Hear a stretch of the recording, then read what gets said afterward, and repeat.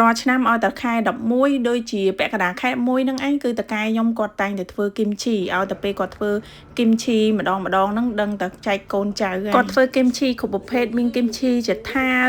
ស្ពៃបូកូហើយធ្វើម្ដងគាត់នាំមិត្តភ័ក្តិគាត់មកជុំគ្នាញ៉ាំ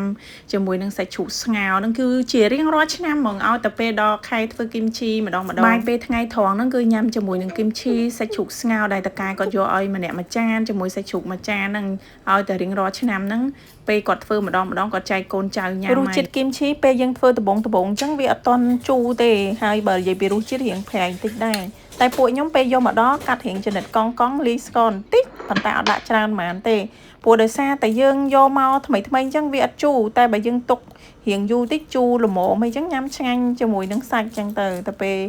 ឥឡូវហ្នឹងគឺយកមកថ្មីអត់តន់ជូរទេពេលថ្ងៃត្រង់ថ្ងៃហ្នឹងរាល់ដងគឺញ៉ាំទៅតែឯងដោយសារតែពួកខ្ញុំធ្វើការគឺញ៉ាំម្ហូបផ្សេងគ្នាអត់ញ៉ាំជាមួយគ្នាទេ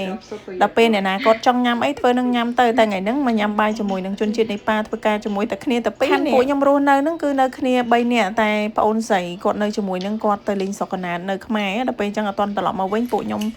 នៅគ្នារៀងច្រើនតែដោយសារខណ្ឌបន្ទប់អញ្ចឹងពួកខ្ញុំនៅខាងនេះគឺនៅជាមួយនឹងជនជាតិនេប៉ាល់តែពីរនាក់ដល់ពេលអញ្ចឹងបាយថ្ងៃត្រង់មានណាប្រាប់គាត់ថាឥឡូវញ៉ាំបាយមួយគ្នាហ្មងព្រោះម្ហូបថ្ងៃហ្នឹងមានតែគីមឈីជាមួយនឹងសាច់ជ្រូកស្ងោរដែលតកែគាត់ឲ្យយកមកញ៉ាំហ្នឹងឲ្យតែពេលចេញពីធ្វើការម្ដងអញ្ចឹងតែងតែសួរកូនចៅថាអស់គីមឈីញ៉ាំនៅតកែខ្ញុំគ្រប់គងខ្លាំងជាងគេគឺគីមឈីហ្មងដោយសារតែគាត់ដឹងថាកូនចៅចូលចិត្តញ៉ាំមើលតែមាត់ខ្ញុំញ៉ាំហើយដឹងហើយបងប្អូនហើយនិយាយពីថាអញ្ចឹបហ្នឹងជាមួយនឹងបាយសាច់ជ្រូកហ្នឹងជាមួយគីមឈីចូលចិត្តណាខ្ញុំឲ្យតែពេលញ៉ាំម្ដងជាមួយនឹងគីមឈីហ្នឹងគឺបាយដឹងតែមិនធំតែមួយចានពីរចាននោះចប់ចូលចិត្តជាមួយនឹងគីមឈីប៉ុន្តែដោយសារតែតកែគាត់តែធ្វើថ្មីវាអត់តន់ជូរតែបើយើងទុកមួយថ្ងៃពីរថ្ងៃទៀតជូរឆ្ងាញ់ហើយតែខ្ញុំពេលយកមកហ្នឹងគឺថែមស្ករបន្តិចទៅរៀងលក្ខណៈថាល្មមយើងញ៉ាំទៅឆ្ងាញ់មួយសាច់